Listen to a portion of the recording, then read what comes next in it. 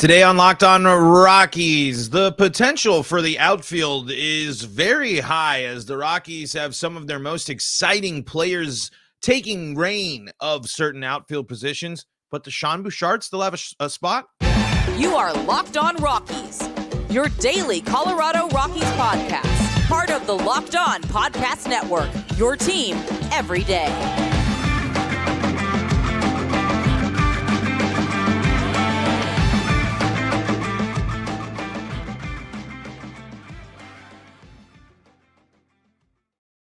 Rock on Rockies fans, welcome into the Locked On Rockies podcast for today, the 27th day of November in the year 2023. I'm your host of the Locked On Rockies podcast, Paul Holden, bringing you your daily Colorado Rockies talk right here on the Locked On Podcast Network, where you can find your team every day. And if your team is the Colorado Rockies, you're in the right spot. That's what we do around here each and every day is talk Rockies baseball right here on your favorite streaming services and on the Locked On Rockies YouTube channel, where you can be part of the show. You can help the show grow. You can do all sorts of great things to help out, like liking videos, commenting on videos, and letting me know what you think about the Colorado Rockies and what their offseason is going to be. And if you post comments, sometimes I answer them. And here we can answer one right off the bat here.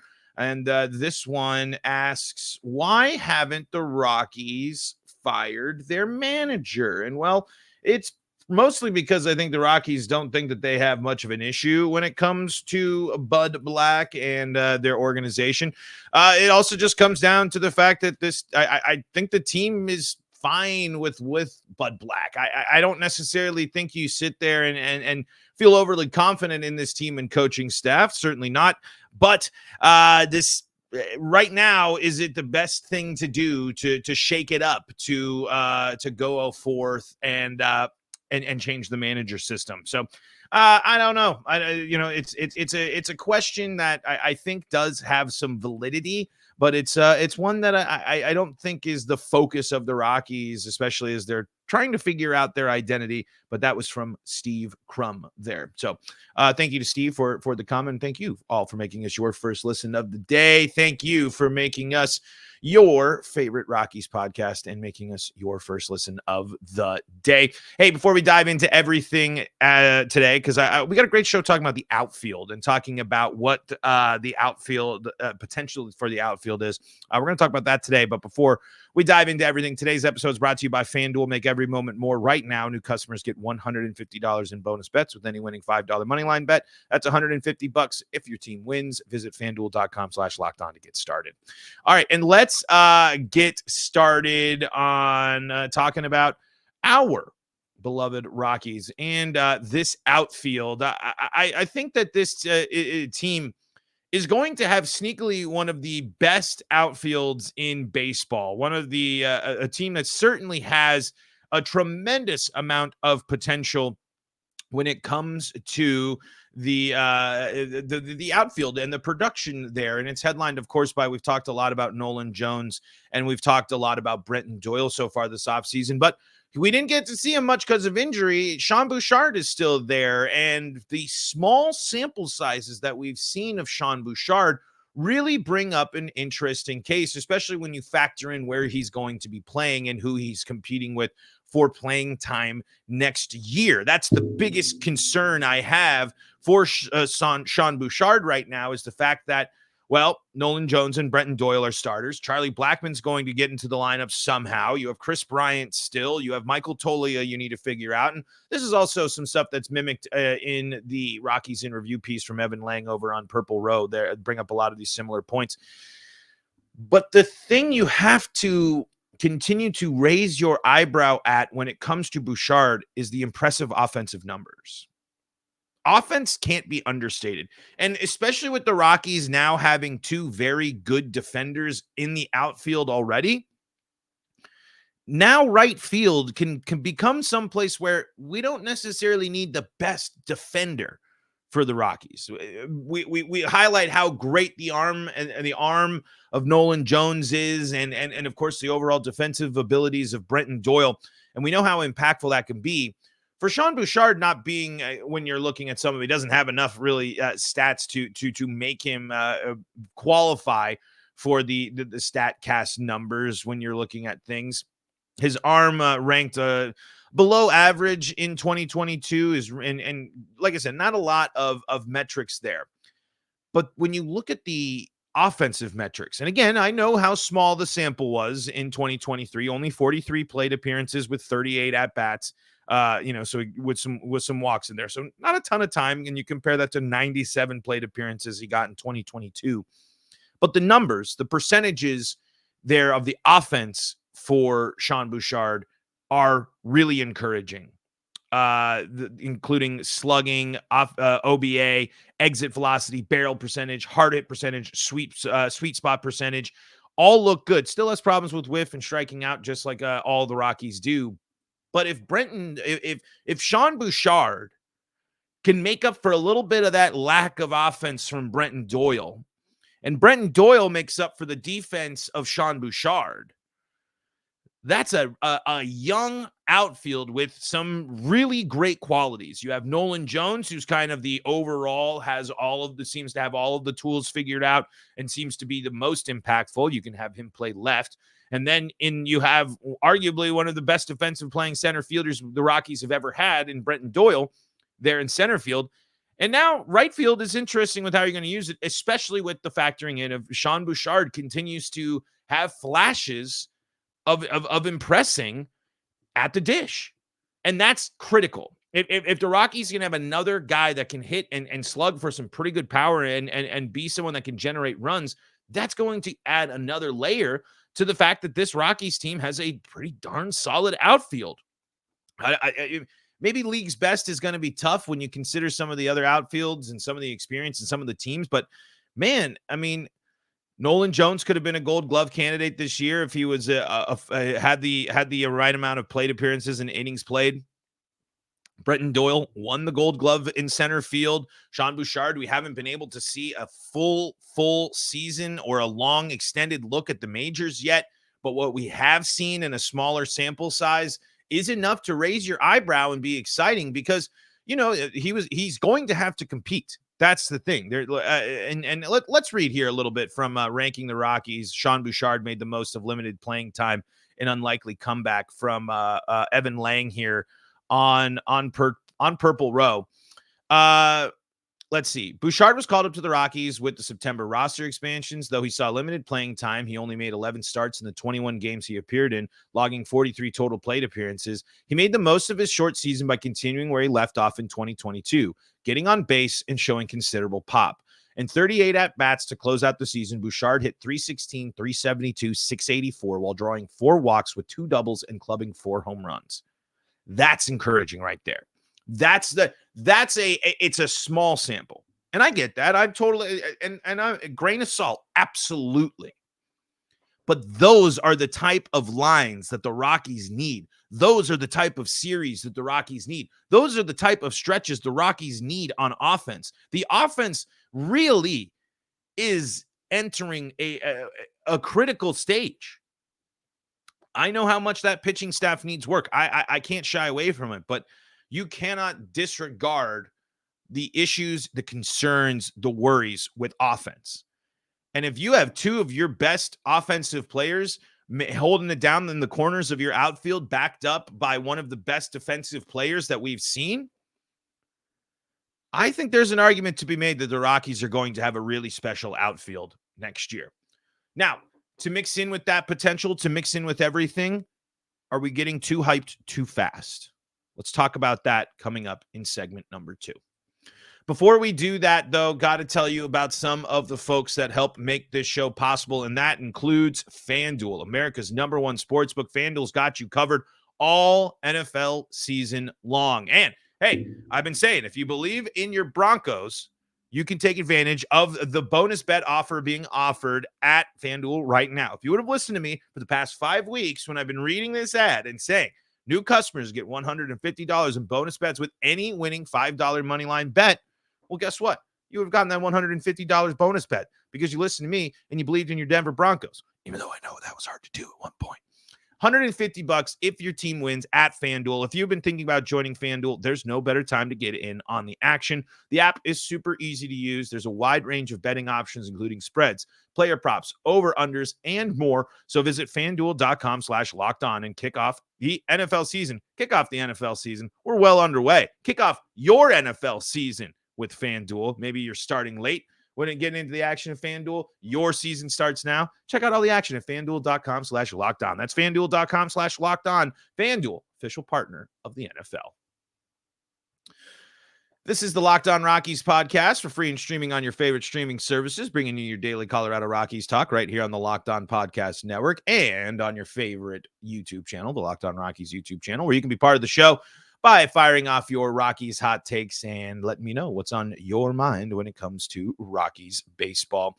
We're talking about the outfield here, and we'll dive back into that conversation in just a sec. But hey, Locked On has launched the first ever national sports 24/7 streaming channel on YouTube. Locked On Sports Today is here for you 24/7, covering the top sports stories of the day with the local experts of Locked On, plus our national shows covering every league. Go to Locked On Sports Today on YouTube and subscribe to the first ever national sports 24/7 streaming channel. All right, we've been talking about the outfield, and we were talking about getting pumped and getting hyped up and getting energetic and excited about the potential of this outfield and saying, hey, they might have one of the best outfields in baseball. But it is time to pump the brakes a little bit. I think the biggest thing we have to wait for and we have to see for the Rockies is how this young team is going to handle the start of the season. Spring is going to be interesting. How the health and everything is going to pan out. All that stuff is good. Sure. But if you listened to the show last week, we dove into the fact that this team doesn't have any room for a slow stretch, a bad stretch to start the season, because the competition is the best in the biz, basically. Playoff caliber teams for the first 2 months of the season, just about, or first month and a half or so of the season. So before we can sit here and go way all in and go way super excited and fully buy in to this young Rockies team having a league leading outfield, we need to see this team and we need to see these young guys do it again. And we need to see these guys need to do it consistently.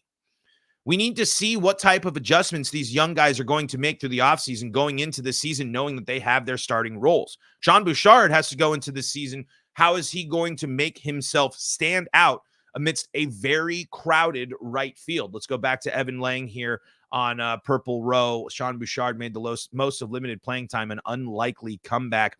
Although he's made the most of a limited playing time in both of his big league seasons, Bouchard will have his work cut out for him to find more at-bats going into the 2024 season. Now that the Rockies have found starting outfielders in rookies Brenton Doyle and Nolan Jones, Bouchard will have to compete for outfield time with Charlie Blackmon, Chris Bryant, Michael Toglia, and Hunter Goodman. He will likely make the team as a fourth outfielder and corner infield backup thanks to his positional versatility, but it remains to be seen how much playing time the soon-to-be 28-year-old will get next season. Listen, if you are high of that list of names, especially when it includes Toglia, Bouchard, and Goodman, Chris Bryant, I think, is going to play way more first base than he's ever going to see outfield time. I think the Rockies are going to try to remove him from the outfield as much as possible and run him in a rotation with Montero and run in a rotation in which you get Charlie Blackmon in the mix there as well. There's a potential that the Rockies are going to look at. Montero is going to be impacted by this as well, this decision, because there's not enough room on the Rockies roster to get enough playing time to those guys. One of those guys has to be traded. Simply put, the 28 years old for Sean Bouchard, he's got to get major league at-bats. The biggest issue when the Rockies go young, go with rookies and stuff, they're often older. And I know it happens in baseball, and I know he's plenty of great baseball probably left in Bouchard's age, but put that into perspective and remind yourself when you're talking about that Nolan Jones is 25. Brenton Doyle is 25. Ezekiel Tovar is a lot younger as well. He just turned like 21, 22, something like that. 28 that's 3 years. And these young guys already have both Nolan Jones and Brenton Doyle, just with their one season, have more at-bats at the major league level with the Rockies. than Sean Bouchard has. And I know injury played a factor in that, of course. Absolutely. I get that. But as that starts being something that's in your head, as that's something you look at and consider, you're going to have to figure out what you have in these guys, and you're going to have to make a decision. Because there's really, with the bringing back of Charlie Blackmon, with the albatross that is Chris Bryant, there isn't enough room for all these guys to get the consistency that they and the Rockies need to see. So I don't think it's going to be out of the realm of possibility, even with the exciting things that we've seen from Sean Bouchard, even from the fact that the Rockies called Michael Toglia up a few times and had him get, looks at the major league level, and is someone that was considered a top prospect, in the top of level of the prospects. I just think you're going to have to look at trading. I just don't necessarily think that you can sit there and get enough evaluation or enough production or enough from these guys where they're really providing a lot of value outside of depth. You need depth to go through the season. Absolutely. But I'm more focused and worried and concerned about the lack of pitching depth than I am about the infield and outfield depth. And it's a bonus that Sean Bouchard can play in multiple positions. But is there going to be an opportunity? Is there going to be a time? Are the Rockies going to be able to turn to these young guys and get them the at-bats that they need to allow them to prove and demonstrate and go through the adjustments of the major leagues? Just like we need to see what Doyle and Jones are going to do in year number 2. These other guys are still waiting for their opportunity to have it. And I've preached this over and over again with certain players and prospects and things. Consistency is so important. You need to give these guys, and you need to give your evaluators something consistent, something where you can actually gauge and look and know that you can kind of put something all together from what you saw, instead of just small pockets of sample sizes. A spot start there, a pinch hit at bat there, a pinch running moment there. I just don't see the Rockies having the ability to get all of these guys the playing time they're going to need. And I just don't know if they're going to be able to balance out, and they're going to be able to figure out a way that they're really going to see the most development, the most steps forward, the most positives from this team. Because I think the logjam is really going to cause a problem, because at a certain point, again, next year, and in a certain point, at when do you really start reevaluating? At when do you punt on 2024? And these are young guys. Those are 3 names when you read off of those names that Bouchard, or those 3 names are really key names for the Rockies young guys. Bouchard, Toglia, and Hunter Goodman. Mixed in with the fact that we know Charlie Blackmon will probably slide in there and play some right field from time to time, unless he knows going, or unless he's, the team is up front and says he's going to be just a DH, which I really don't think is going to happen. So mixed in with the fact that we can't get overly excited about young guys, all these young guys yet, because we need to see how they adjust to teams making adjustments to facing them going into next year, because teams are going through off seasons. Teams have tape. Teams have approaches. Teams have seen you more. Your Nolan Jones and Brenton Doyle aren't nobody names, at least to the people that the Rockies play and their division rivals especially. But before I can sit here and confidently say that the Rockies are going to have one of the best outfields in baseball, we need to see a little bit more, even from the guys that we got a full season sample out of, even from the guys that we saw play most of the season last year. Because it's one thing to have one season. It's enough, but to be consistent, to be someone that constantly impacts seasons time and time again, constantly plays a role, that takes time to show. And we haven't, the young outfield hasn't had a chance to show it. But I can tell you this, I'm much more excited in the potential in the youth and the young guys of the Rockies outfield than the Rockies continuing to trot out some of their veterans out there. And I think that the Rockies are better served when Charlie Blackmon and Chris Bryant are the DH. I'll dive more into that here coming up in segment number 3. Thank you for making Locked On Rockies your first listen of the day. This is, of course, the Locked On Rockies podcast. We appreciate you for making us your first listen, tuning in all the time, hanging out with us here, talking Rockies baseball, and letting me know what you think about the Rocks and all that good stuff. We have a lot of fun.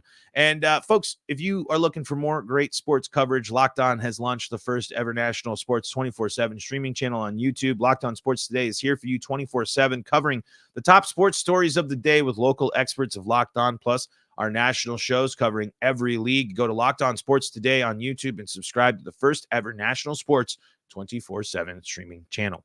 So we are talking about the outfield here. And in the first segment, we talked about the tremendous potential and upside.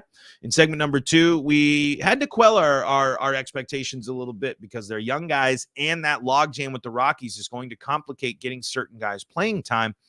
And mixed into going into the final thing is of what could get in the way or what's going to impact this outfield is Chris Bryant and Charlie Blackmon's roles on this team in 2024. Now, there was some weird thing that linked the Yankees to Charlie Blackmon for a trade. I just don't think that happens. I don't know why they would want Charlie Blackmon. And Charlie Blackmon, of course, would, without that magnificent beard, would be a downgrade for everybody. But the best things that Chris Bryant and Charlie Blackmon can bring to the team is their offensive abilities. Even with the limited stuff that we've seen from Chris Bryant, we know that he can at least, he's had an ability and he's been able to get on base. He's someone that has shown that while the power is way down and everything, and there are plenty of concerns about his hitting, he's still a professional hitter, and he's still someone that that can make an impact when he's in the lineup.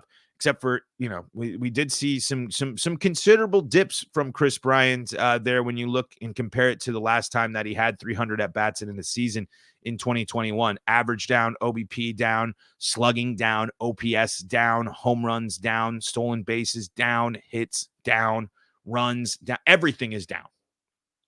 The advanced metrics of Chris Bryant aren't all that great. So you're going to have to just... Chris Bryant shouldn't just be rewarded because he's Chris Bryant. At some point, that's the conversation you're going to have to start having. It's certainly not going to happen next year, at least to start. But at some point, if you're sitting there and you're looking at and you're looking at Sean Bouchard, who's giving you the equivalent of what Randall Grichuk gave you as a Rocky last year, which was in 64 games, he batted .308, .365, .496 with an OPS of .861, 18 walks. He drove in 27, had 8 home runs, and 19 doubles, a triple in 263 plate appearances. Say that's what you're looking at a certain that's what Sean Bouchard is doing for you here in the middle of the season. At what point does the Chris Bryant experiment need to be put on the back burner in the interest of getting these guys at bats? And how do you navigate that? Because you're paying Chris Bryant way too much money to not do anything. But you're also looking here and scratching your head and looking at a point where you're going to say, well, we have to get him in the lineup, and we got to get Chuck in the lineup still.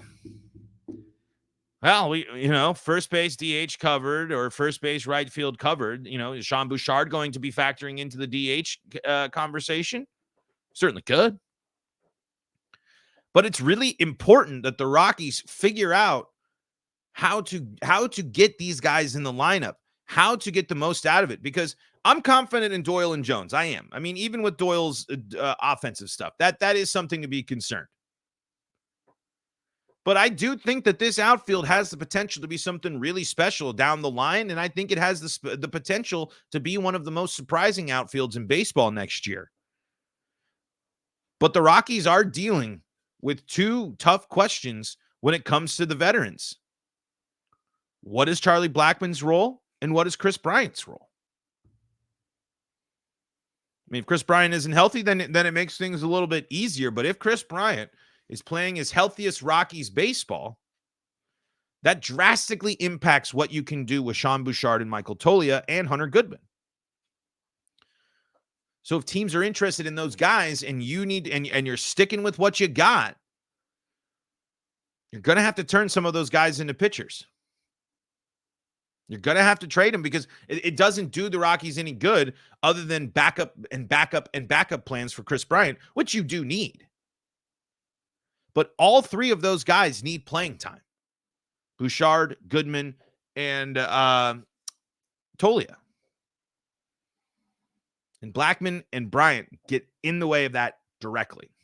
So, best outfield in baseball, one of the best outfields in baseball, might be a stretch for the Rockies, but the potential is there for the Rockies to have a really great outfield next year, both from the defensive side and when you look at the potential offensive production from this team. I wouldn't be surprised if the outfield might be one of your leading, your leading contributors when it comes to that, especially if Brenton Doyle is able to make an adjustment on offense and Sean Bouchard is able to handle major league pitching like he has in short bursts, mixed in with the fact that Chris Bryant should hopefully still be a capable hitter. Charlie Blackmon was still certainly swinging a decent bat last year. There's great potential for this outfield and what its impact can be for the Rockies. I think we got to be a little hesitant before we can say one of the best outfields in baseball until we see them prove it against a really, really tough schedule to start the season. Folks, that's going to do it for today's episode of Locked On Rockies. Thank you so much for tuning in and for making us your first listen of the day. We are free and streaming on your favorite streaming services. You can find us wherever you find your podcasts. You can find us on the Locked On Rockies YouTube channel. You can be part of the show. Subscribe to the Locked On Rockies podcasts and let me know what you're thinking when it comes to the Rockies in the YouTube comment section. Folks, for your second listen, why don't you check out Locked On MLB, or if you need more great Colorado sports coverage, check out the Locked On Broncos, Locked On Avalanche, Locked On Buffs, and Locked On Nuggets podcasts, all available for you on the Locked On Podcast Network. Until next time, this is Paul Holden saying so long from the Locked On Rockies podcast.